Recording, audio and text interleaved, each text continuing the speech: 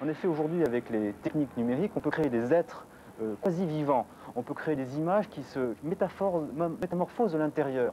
Donc on peut créer des images qui sont comme une sorte de tissu vivant, ou quasi-vivant, et qui permettent donc une nouvelle forme d'imaginaire, une nouvelle forme de fiction.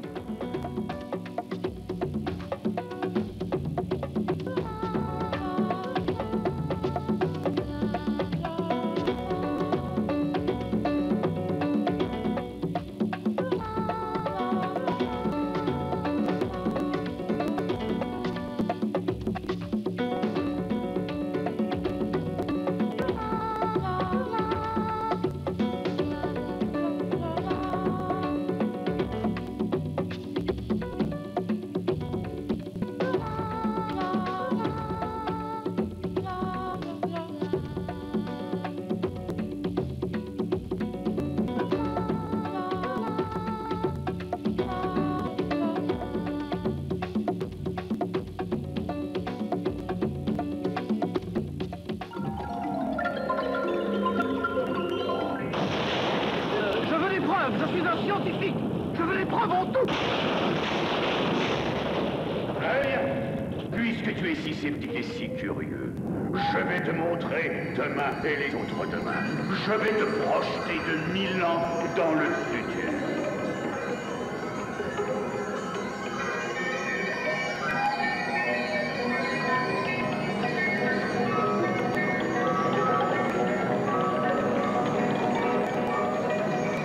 Pour ce trucage tourbillon, nous avons fait appel à plusieurs techniques différentes. La première de ces techniques est un trucage optique qu'on appelle SlitScan, et pour lequel nous avons fait appel à la société Excalibur. Gérard, on fait un truc où tes pieds vont commencer à se tordre. Dès que tu commences à monter, tu commences à regarder tes pieds qui sont en train de se visser dans l'autre sens. On a filmé Gérard Jugnot sur une tournette en train de tourner autour de lui-même, et on a ainsi obtenu une série de photogrammes dans diverses positions. Imaginons un instant qu'on puisse prendre chacun de ces photogrammes et les découper en tranches. On va prendre maintenant la première tranche du premier photogramme, la deuxième tranche du deuxième photogramme, la troisième tranche du troisième photogramme, la quatrième du quatrième, et ainsi de suite. Et on va les combiner pour produire un seul photogramme résultant. C'est exactement de cette façon que Excalibur a procédé sur les images de Gérard Jugnot.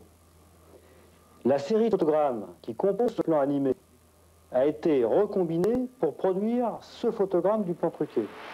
C'est exactement de cette façon que Excalibur a procédé sur les images de Gérard Jugnot. La série de photogrammes qui compose ce plan animé a été recombinée pour produire ce photogramme du plan truqué.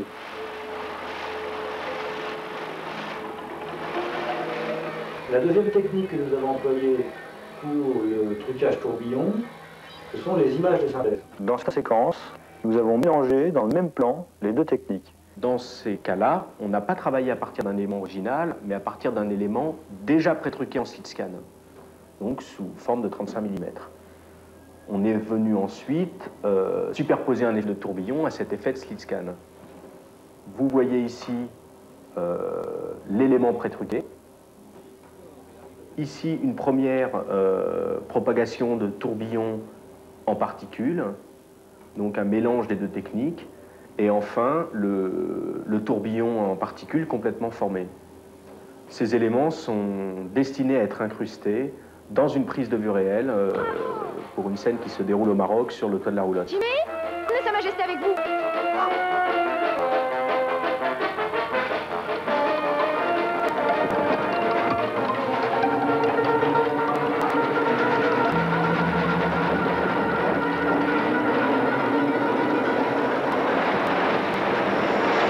Les effets spéciaux, tout ce qui est effets spéciaux, on considérait que c'est plus un genre de travail anglo-saxon, américain ou anglais. Et le travail de réalisation aux États-Unis ou même en Angleterre est complètement différent du travail de réalisation en France, où le réalisateur aux États-Unis est plus un technicien qui va un peu réunir différents corps de métier qui vont travailler de manière très pointue sur un truc. Ça peut être les maquettes, les effets optiques, comme ici, les effets optiques avec les effets de perspective et machin. Donc il aura ce rôle-là, et il a moins le rôle d'auteur. The pseudopod project was a very challenging one because they were creating something that at the time only existed in the mind of writer-director James Cameron. He wanted a watery-like creature that wasn't really like a wet piece of spaghetti, moving around and reacting to the environment, you see, not only of its physical properties, but also its mannerisms, the way that it moved, you know, and it looked at people kind of thing, and it hesitated the way the pseudopod might, if you can imagine. But I think in the beginning, only because it was such a major task, right? Like the creature itself, first we had to animate it, get a lot of approvals on it, right? And then we had to add this like lifelike properties, like the rippling effect and the reflecting the environment effect, right? And then all of a sudden, this other element of adding the face to the end of the pseudopod was also another major problem. Now, this is the first scene, actually, where the creature turns from pseudopod does a metamorphosis into her face. Non, ça va, ça va.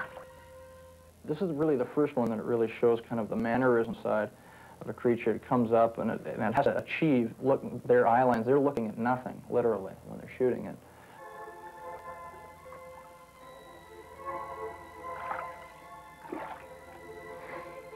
Il essaie de communiquer. C'est bête. C'est merveilleux. C'est moi. Non, chut, t'inquiète pas, t'inquiète pas. Qu'est-ce que c'est? C'est vivant?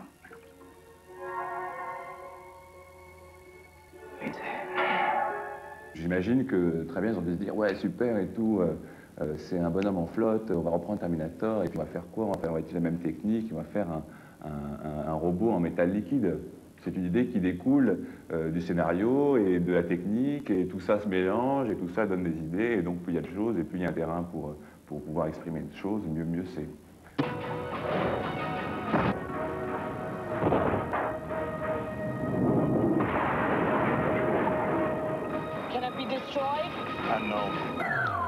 Depuis ses origines, le cinéma se sent à l'étroit dans ses fauteuils.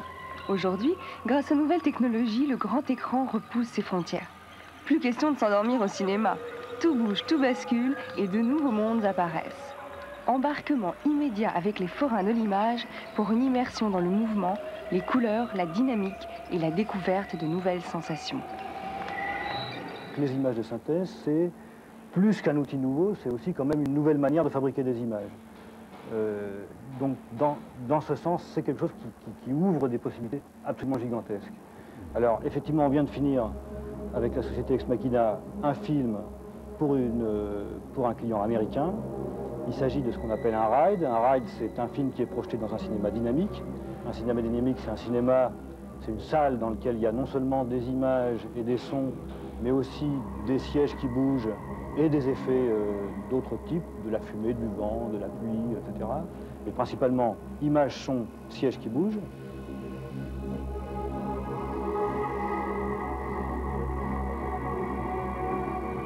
Ce sont les premières vagues d'un grand mouvement, peut-être. Et ce mouvement, c'est, j'ai l'impression, le passage d'un cinéma tel qu'on le connaît jusqu'à présent, qui est un cinéma de représentation, à un spectacle, je ne sais pas si on peut encore appeler ça cinéma, un spectacle qui inclut les images et les sons, entre autres, et qui sera un spectacle de sensation ou de simulation.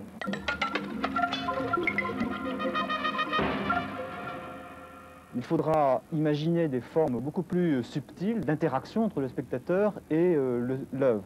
Et ces formes seront possibles grâce notamment à ces mondes virtuels dont nous parlions, qui permettent une interaction individualisée entre l'œuvre et le spectateur. Alors, aujourd'hui, ça peut paraître de la science-fiction de parler de ça, mais c'est demain matin que cela va arriver.